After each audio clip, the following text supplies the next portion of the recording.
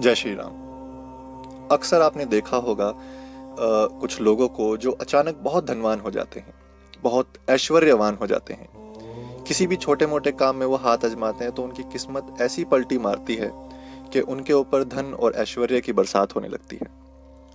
आपको ये देखकर सोचकर अचंभा होता होगा कि ये मेहनत से तो संभव नहीं है। कुछ तो ऐसा होता है जिसके प्रभाव से उनके पास अचानक धन का प्रभाव आने लगता है।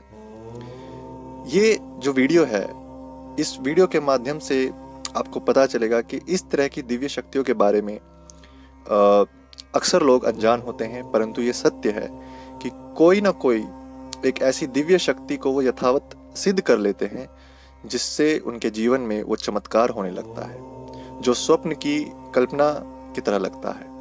योगिनी साधना एक बहुत ही प्राचीन तंत्र विद्या की विधि है। इसमें सिद्ध योगिनी या सिद्धिदात्री योगिनी की आराधना की जाती है। योगिनी साधना करने वाले साधकों को बहुत ही आश्चर्यजनक लाभ होता है। हर तरह के बिगड़े कामों को बनाने में इस साधना से लाभ मिलता है। माँ शक्ति के भक्तों को योगिनी साधना से बहुत जल्द और काफी उत्साहवर्धक परिणाम प्राप्त होते हैं। इस साधना को करने वाले साधक की प्राण ऊर्जा में आश्चर्यजनक रूप से वृद्धि होती है।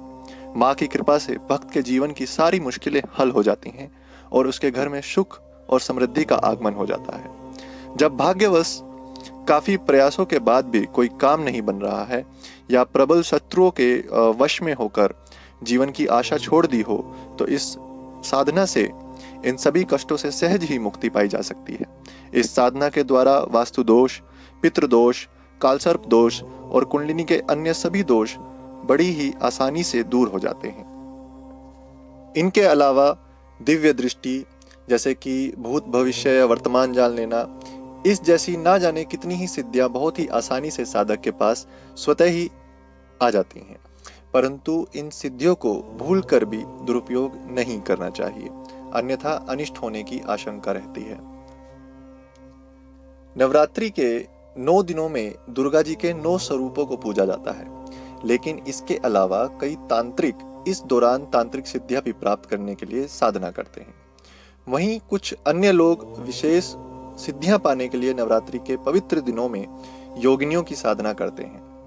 इन दिनों योगिनियों की आराधना का बहुत महत्व माना जाता है।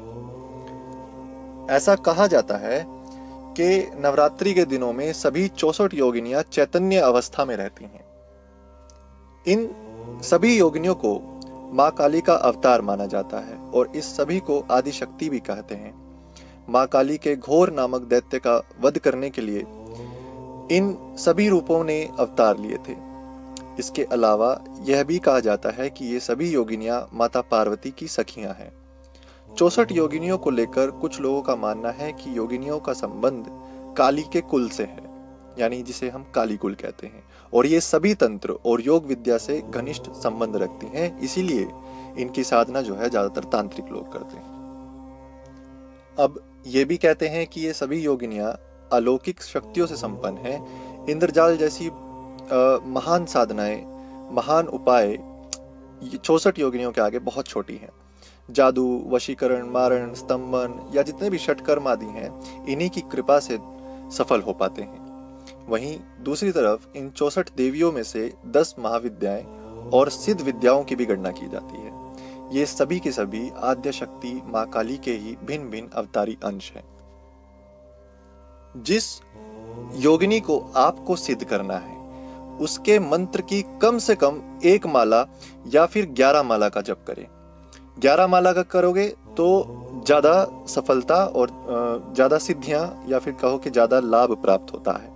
तो 11 माला आप डेली प्राप्त करो। फल की चिंता नहीं करो। अगर आप फल को पहले ही सोचकर, पहले ही उसको दिमाग में रखकर इनकी साधना करोगे तो वो सही नहीं रहता है। आप सिर्फ अपना कर्म करते चलो, फल अपने आप मिल जाएगा। 11 माला नित्य जपें। 64 योगिनियों के मंत्र हम उन्हीं को देंगे जो रिप्लाई कमेंट वाला मेंबरशिप लेंगे। उनको हम अलग से कम्युनिटी टैब में मेंबरशिप के नाम से उनको 64 मंत्र जो हैं उनको प्रदान करेंगे। तो उसके लिए आपको मेंबरशिप लेना होगा। 64 के 64 मंत्र हम आप उन्हीं को देंगे। उनमें से जिस योगिनी का भी आपका मन है, आप वो मंत्र 11 माला नित्य जपें।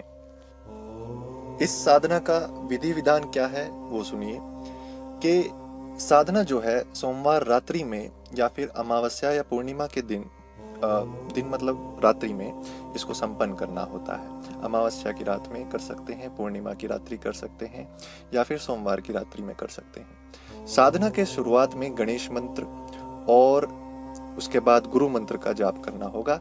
गुरु मंत्र नहीं है तो आप अपने इष्ट का जो मंत्र है उसको जप सकते हैं। अगर आपके कोई गुरु नहीं है तो आप इष्ट का जाप कर सकते हैं, उसमें कोई दिक्कत नहीं है। अब किसी पात्र में शिवलिंग को रखें और शिवलिंग का सामान्य पूजन करें जिस प्रकार से भी आप करते हैं, परंतु उसके ऊपर जल चढ़ाएं। जल में कुछ बूंदे गंगा जल की अवश्य डालें।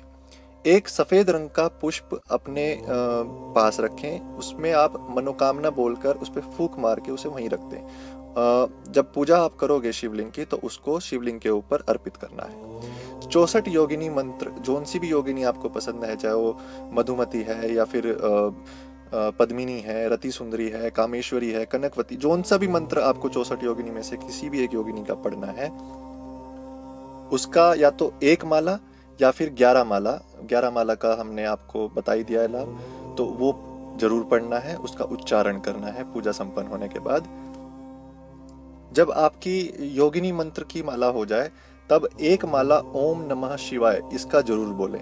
ये इसलिए बोलते हैं ताकि पूजा या साधना में जो भी भूल चूक होती है उसकी माफी हो जाती है, और साथ ही जो भी साधना की गई है वो ठीक उसी प्रकार 64 योगिनी में से जिसकी भी आपने माला जपी होगी उसको प्राप्त हो जाती है।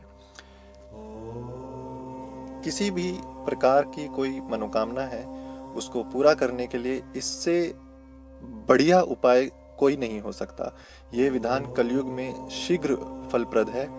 जिनका विवाह नहीं हो रहा, जिनकी नौकरी नहीं लग रही है, जिनको नौकरी नहीं मिल पा रही, व्यापार में उन्नति नहीं मिल रही है, जिनका आर्थिक जीवन बहुत खराब है, जिनको प्रेम में असफलता मिल रही है, साधना में बार बार असफलता मिल रही है या परीक्षा में असफलता मिलती है, स्मरण शक्ति कमजोर है, दिमागी रूप से वो कमजोर है, स्वास्थ्य खराब है या घर में कुछ करा कराया है, वास्तु दोष है, पितृ प्रसन्न नहीं है, काल सर्प दोष है, कुंडली में कोई दोष है, हर जगह असफलता या किसी भी तरीके से कोई अनजाने व्यक्ति से भी दुश्मनी हो, तो ये दुर्लभ साधना बहुत ही जरूरी है।